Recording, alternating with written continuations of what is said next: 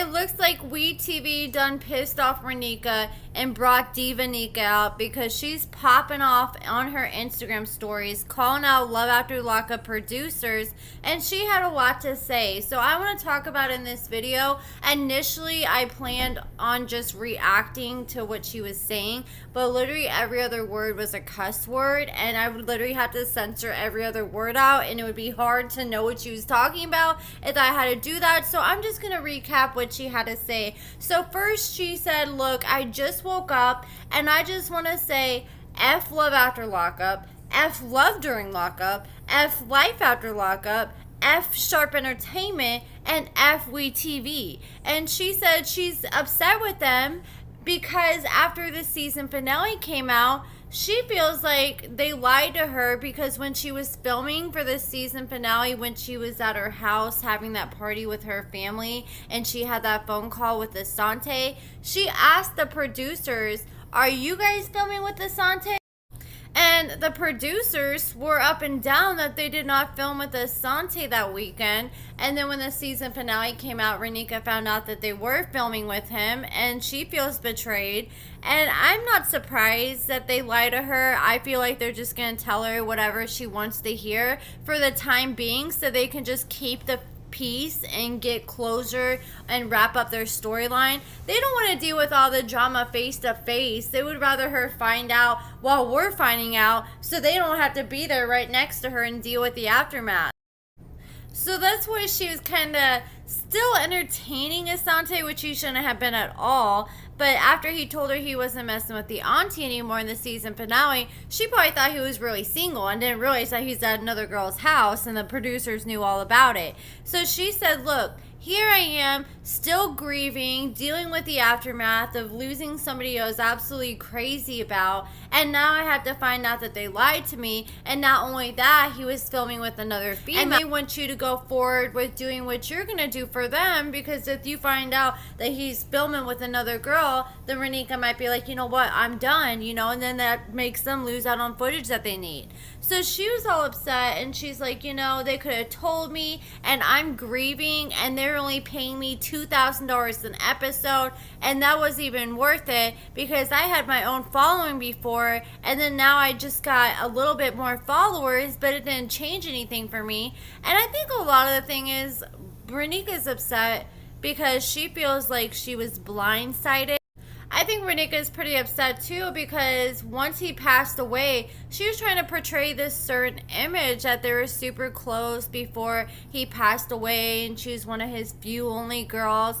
And once we saw what happened on the season finale, that doesn't support what she's been saying. And even the girl that came out and said that she was pregnant with Asonta's baby, Raneka's been saying this whole time, oh no, she's just, you know, a crazy girl. He never was messing with her. She's not pregnant with his baby. And even though we don't 100% know what that's his baby or not, unless there's a DNA test, he was messing with the girl because she's got the receipt. I think another thing is with Raneka, she really thought this was going to project her career a lot further than it already was. I think she thought she's going to be like Derek and Monique and start getting all these bookings and club appearances she was doing all the time. And then she realized she really didn't get much out of the experience after embarrassing herself, but a little cash in her pocket. And she's like, you know what? Now I know why they kept me off the air for the past 3 weeks, because they knew they were going to get this smoke from me. But honestly, I just feel like they didn't have enough footage to keep her on the air the past 3 weeks. I mean, even Derek and Monique, they were popping during their season, and even there's times where there's a couple weeks in between their storyline. Honestly, I think wetv also thought that that season finale clip with Asonta and Raneka was going to be one of the highlights of the season finale, but then he ended up passing away, and then we found out about that girl before the season finale, so we already knew what to expect and that she was going to be on the show when she let everybody know on Facebook. But Raneka was upset too, because she's like, look, here I am grieving. I lost the love of my life, and they didn't even send me no damn flowers. They didn't really offer no condolences or try to help him out with his funeral at all. And you know, honestly, it's not the responsibility to cough up money for his funeral.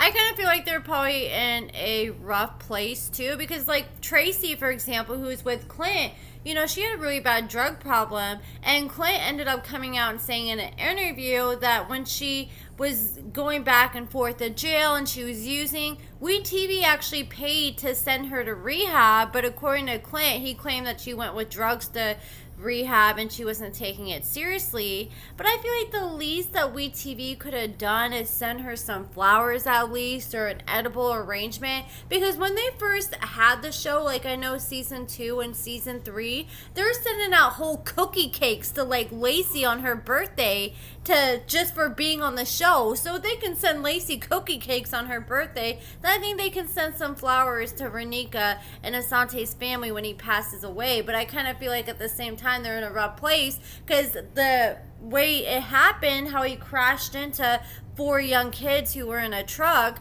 I feel like they probably were like, man, if we donate to this, then people might call us out and be like, you know, here you are donating to someone who hurt 4 other people. Just because they probably didn't want the smoke from the victims' families.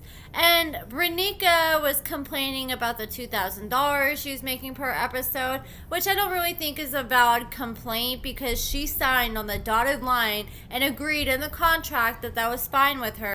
I think a mistake that a lot of these cast members make, because they literally spend weeks upon months filming with these film crews, and after a while spending all day every day with them, they start to develop relationships with these people, and they think that these people are actually their friends. But at the end of the day, these people are just doing business, and they just look at you for as dollar signs, and all they're here is to get ratings and get some money.